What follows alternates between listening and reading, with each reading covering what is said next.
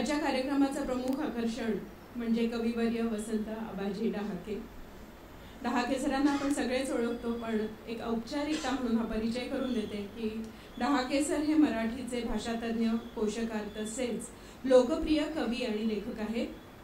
1966 साली योगभ्रष्ट या कवितेमुळे ते प्रकाशात आले. चित्रलिपी या संग्रहाकरिता त्यांना साहित्य अकादमी पुरस्कारानं गौरवण्यात आलेलं होतं. 2012च्या चंद्रपूर येथील 85व्या मराठी साहित्य संमेलनाचे ते अध्यक्ष होते. कविता, ललित, वैचारिक, संपादन अशा साहित्याच्या विविध प्रांतांमध्ये त्यांनी मुसाफिरी केलेली आहे. साहित्य अकादमीशिवाय जनस्थान पुरस्कार, महाराष्ट्र राज्य पुरस्कार, गंगाधर गाडगीळ पुरस्कार, महाराष्ट्र फाउंडेशन पुरस्कार, जीवनप्रती पुरस्कार, शांता शेळके पुरस्कार आणि असे अनेक पुरस्कार त्यांना मिळालेले आहेत. आज अशा समृद्ध साहित्यिकांच्या हस्ते या पुस्तकाचं अनावरण होणं ही एक आपल्यासाठी अभिमानाची गोष्ट आहे. मी डहाके सरांना विनंती करते की त्यांनी आम्हाला मार्गदर्शन करावं.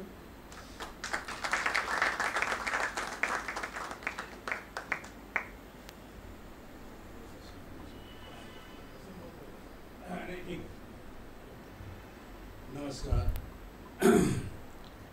खूप वर्षांपूर्वी अरुण म्हात्रेंनी आठवण केली. ऋतू शहरातले पुस्तकाचं नाव असं आणि आज तिथे भेटूया मित्रा हे संकेतचं पुस्तक आहे. म्हणजे मला या दोन लोकांना मी जोडला गेलो हे मलाच विशेष नवलाचं वाटतं आहे. अरुण म्हात्रे ते संकेत म्हात्रे एवढा काळ मी म्हणजे माझं अस्तित्व आहे, मी जिवंत आहे, मी कवी म्हणून आहे हे मला जाणवणारं हे आहे. विलक्षणच आहे तो योग. पण छान वाटलं, समाधान वाटलं आणि संकेतची कविता वाचता आली पुस्तकाच्या आधी आणि त्या संदर्भात थोडा विचार मला करता आला हा सुद्धा. कारण शेवटी काय आहे की आम्ही तिथून सुरुवात केली, पण आज लोक काय लिहितात, तरुण मुलं काय विचार करतात, जगाकडे कसं पाहतात, त्यांना कोणती संकटं जाणवतात, दुःख जाणवतात, कशात त्यांना सुख वाटतं, हे आम्हाला स्वाभाविकच त्याचं कुतूहल असतं. आणि नवी जुनी सगळी कविता आम्ही वाचत असतो, कारण मुळात कविता ही आमची महत्त्वाची बाब आहे, तिच्याशिवाय आम्ही असूच शकत नाही. त्यामुळे नव्या कवींच्याही कविता तितक्याच आस्थेने आम्ही वाचत असतो आणि त्यामध्ये काही जाणवलं की अरे हा चांगला कवी आहे, उत्तम कविता त्यांनी लिहिली आहे, असं आपसुकच दाद दिली जात असते. आता कधी कधी असंही होतं की बरेच लोक लिहितात तेव्हा ती खूप चांगली कविता लिहिली जाते असंही नाही आहे. परंतु माझं स्वतःचं असं म्हणणं असतं की वाईट कविता समजा लिहिली जाते आहे त्याविषयी न बोलता जी चांगली लिहिली जाते त्याविषयी बोलावं. आणि त्यामुळे मला स्वतःला असं वाटतं की जी चांगली कविता आहे त्याबद्दल आपण बोलत राहावं. म्हणजे आपोआप जी काही कविता आहे एरवी सर्वसामान्य स्वरूपाची असेल त्यांनाही वाटेल की रे आपण चांगली कविता लिहिली पाहिजे, हे काही बरं नाही. हा एक रियाज असतो. म्हणजे मी पूर्वी सांगितलं होतं की मी सुरुवातीच्या कविता फाडून टाकल्या, जाळून टाकल्या, कारण मलाच कळलं यात काही अर्थ नाही आहे. तर हे बहुतेक कवी लोक करत असतात. त्यांना जे काही सुरुवातीला सुचतं ते खूप ग्रेटच आहे आणि ते आता अमरच होणार असं काही नसतं. शेवटी कविता कुठली कलाकृती ही रियाजामधून, अभ्यासातून, परिश्रमातून, परिमार्जनातूनच निष्पन्न होत असते. हे आमचं आतापर्यंत जे काही शिक्षण झालं आहे, अनुभव आहे, त्यातून कळलेलं आहे. पुनर्लेखन कवितेचंही करतात, केलं पाहिजे असतं. नुसतं कादंबरीचंच पुनर्लेखन नव्हे, सगळ्या कलाकृतींच्या बाबतीमध्ये. म्हणजे उदाहरणार्थ चित्रकार आहे, तो एक साधं रेखाटन आधी तयार करतो, मग ते काळ्या पांढऱ्यामध्ये कसं दिसेल मोठ्या आकारात ते पाहतो आणि शेवटी तो ते रंगचित्र तयार करतो. एक साधारण प्रक्रिया आहे. एकदमच कॅनव्हासवर रंग लावले आहे असे असतात, नाही असं नाही, परंतु ज्याला जो निधिध्यास असतो एक प्रकारचा, उत्कृष्ट कला निर्मिती करायची असते, तो असंख्य रेखाटन करत असतो. हे आपण पाहिलेलं आहे, पुस्तकं अशी आपण पाहिलेली आहे. असो, तर हा एक वेगळा विषय आहे. मी सुद्धा तिथे म्हणजे कुठे याचा विचार केला. आता संकेतनी सांगितलं, यांनी सांगितलं माझंही काहीतरी तिथे विषयी इंटरप्रिटेशन आहे. आता मी असं म्हटलंय की हा एक कल्पना लोक आहे. कवी अशी एक भूमी तयार करतो स्वतःच्या मनामध्ये आणि ते ठिकाण जे आहे ते तिथे आहे. परंतु यात थोडासा फरक आहे. हा कल्पना लोक याचा अर्थ समाज चांगला, राष्ट्र चांगलं, सगळं काही सुखी, हा कल्पना लोक नाही, तो युटोपिया आहे. पण डिस्टोपियाच्या काळात सुद्धा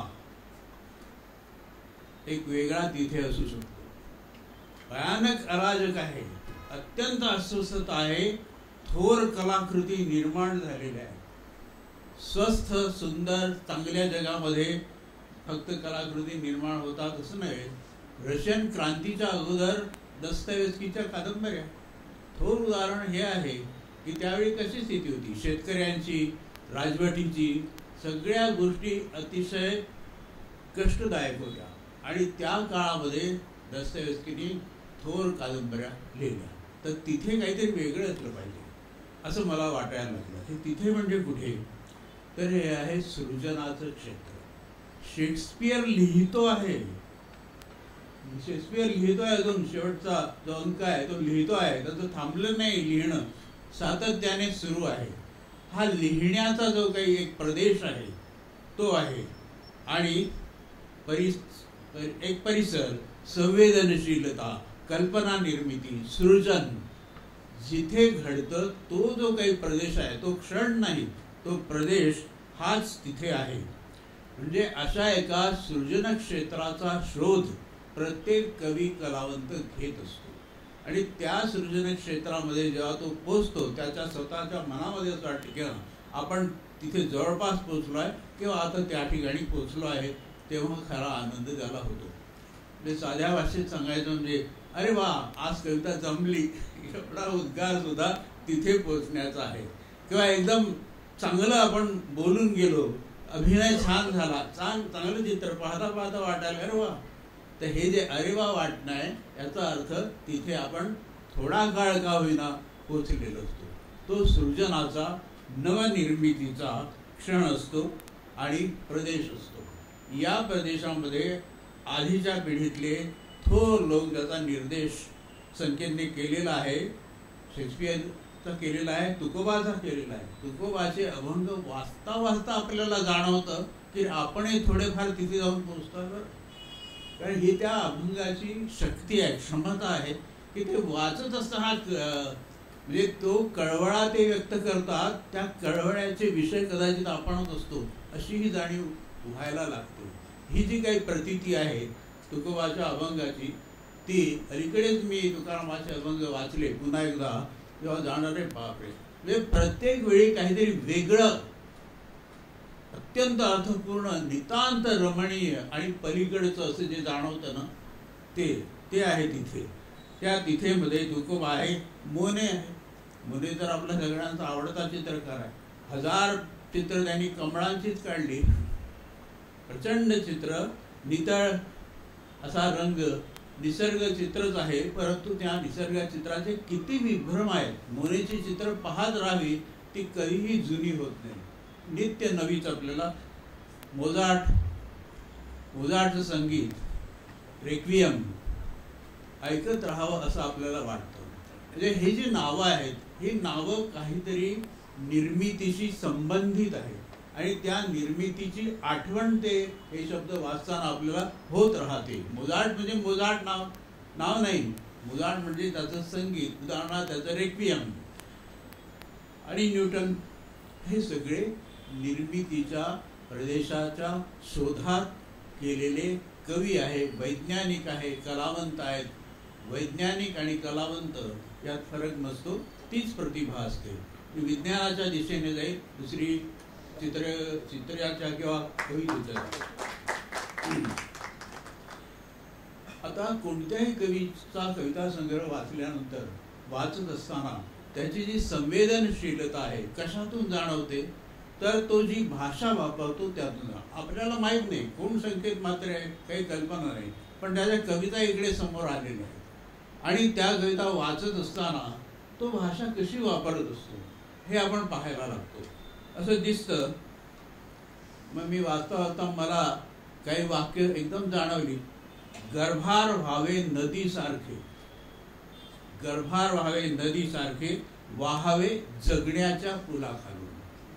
नवीन मांडणी आहे, वेगळं सुचलेलं आहे. किंवा कविता तर सगळेच लोक लिहितात, पण कवी म्हणतो हा खूप ठसठसत कविता लिहिल्यावर. कविता लिहून झालेली आहे आणि ठसठसत म्हणजे कारण काय, त्या आत काहीतरी असं असतं की जे कविता रूप घेतं पण ठसठस संपत नाही. म्हणजे ही तर सगळ्याच कलावंतांनी अनुभवलेली गोष्ट आहे. त्यांचा हा अनुभवच आहे की लिहून झाल्यानंतर सुद्धा निरंतर आत काही ना काही वेदना होत राहते. आणि या कविता तर विश्वास असा आहे की आपण बोललो नाही, आपण आता बोललो नाही तर आपला जीव जायचा. वाटलंय कोणाला या गेल्या 10 वर्षात की आपण बोललो नाही तर जीव जाईल? नाही वाटलं. पण या कविला वाटलं की आपण बोललो नाही तर आपला जीव जायचा. बोललो तर जाईल.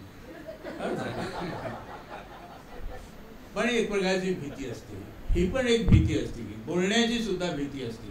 परंतु ह्या भीतीने लिहावे तर या कवीची ती कविता होऊन जाते. भीतीतून पण कविता निर्माण होते. बोललं पाहिजे ही जाणीव आहे, बोललो नाही ही अवस्था चांगली नाही आहे, लिहायलाच पाहिजे आहे, बोलायलाच पाहिजे आहे. आणि जर दडपण असेल, भय असेल तरी सुद्धा लिहायला पाहिजे. आणि त्यातून नेमकी कविता अशा प्रकारच्या काही ओळी हळूहळू जाणवत गेल्या. आणि मग मी त्या कविता अधिक बारकाईनं सूक्ष्मपणे वाचायला लागलो. मग मला एक विलक्षण कविता सापडली.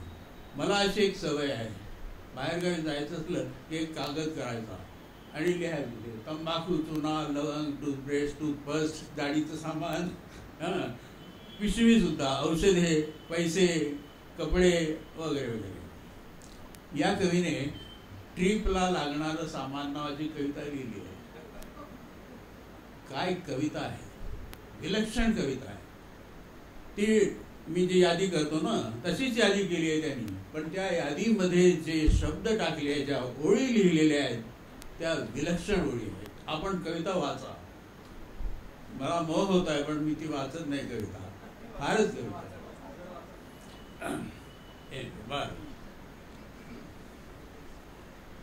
म्हणजे इथे आपल्याला त्याचा प्रत्यय येईल की या 43 ट्रिपला लागणारं सामान. आणि बघा, कविता संग्रहाच्या प्रकाशनासाठी भाषणाऐवजी कविताचंच वाचन केलं पाहिजे असं मला वाटतं.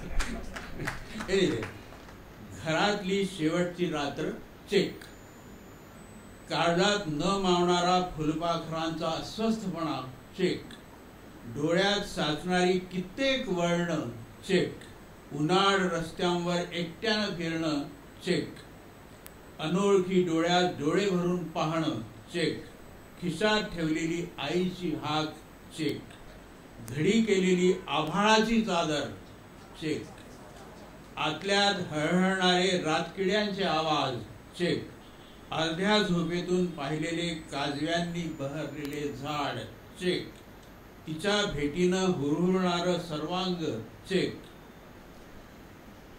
एका शहराचा बॅगेत चुकून उरलेला एक तुकडा. काय एक्सप्रेशन आहे बघा, एका शहराचा बॅगेत चुकून उरलेला एक तुकडा चेक, सकाळी हातात हात घेणारं ऊन, उशाखाली ठेवलेलं वनवे तिकीट चेक, समुद्राला दिलेल्या खारट शब्दा चेक, घर सोडताना आजीची म्हातारी तगमग चेक, तिनं समजूतदारपणे घडी घरून ठेवलेलं दोघांमधलं अंतर, तिने समजूतदारपणे घडी करून ठेवलेलं दोघांमधलं अंतर चेक, हात सुटताना तिचं सखोल अंतिम हसू चेक, लगबगीनं पाठीणारी सावली चेक, निघताना घराने मारलेली मायावी फुंकर चेक. ही सगळी यादी केली घेतलेलं आहे. हे सगळं घेऊन जायचं आहे. आता पुढची ओळखा, हे सगळं घेऊन जायचं आहे.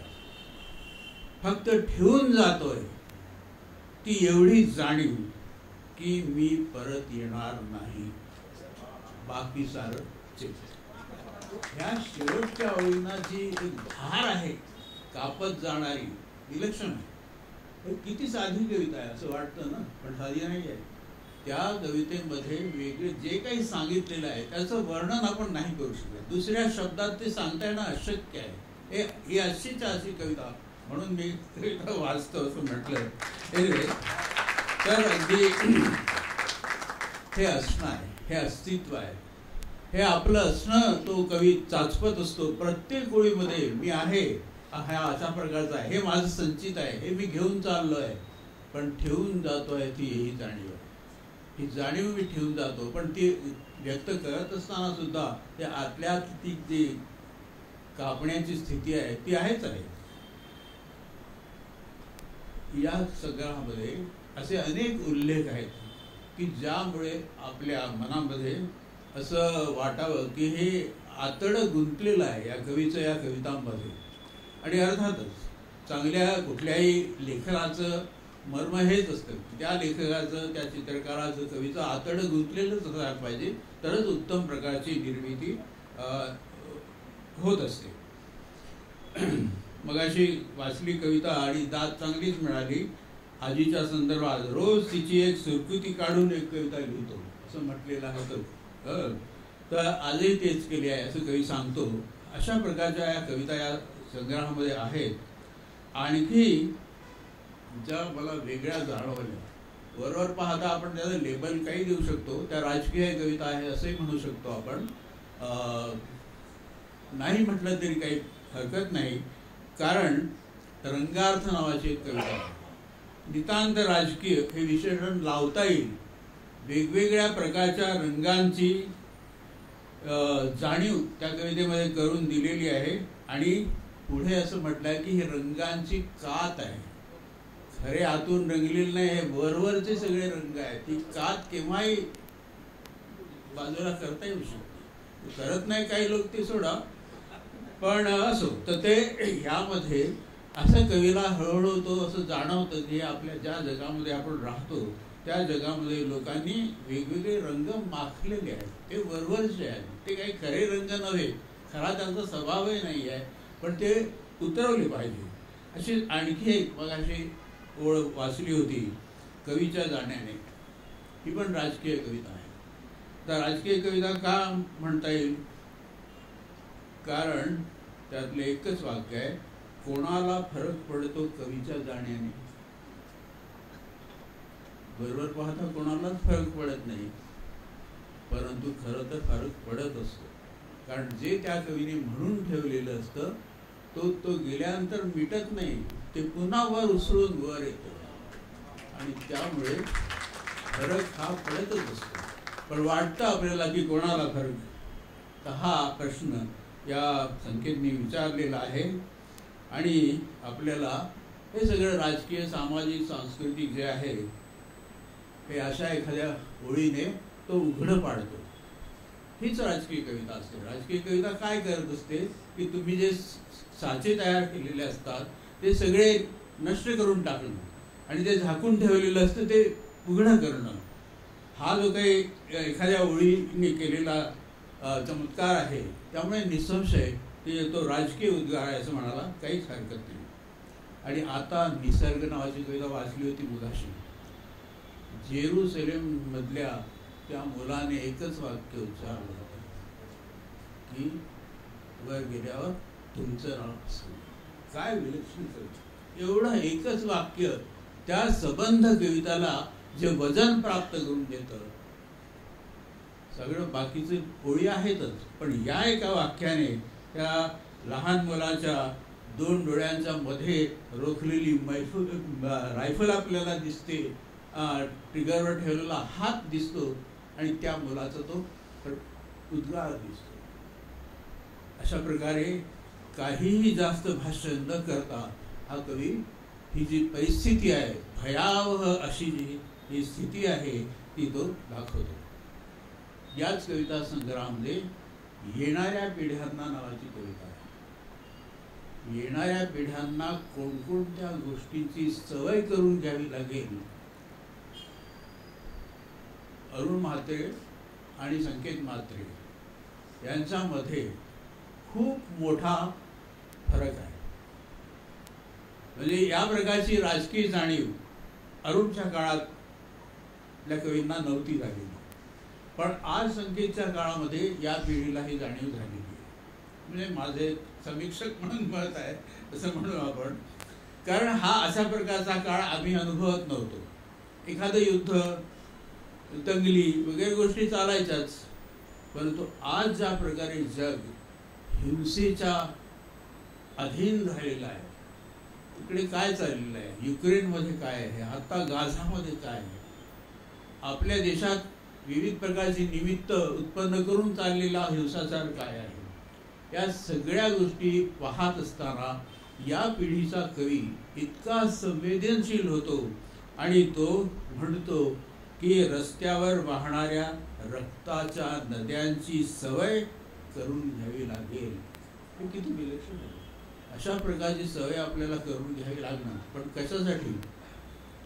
शेवटी पुढे जी पिढी यायची आहे तिला नवा सूर्य पाहता यावा, यासाठी हे आम्हाला सगळं सहन करावं लागणार आहे.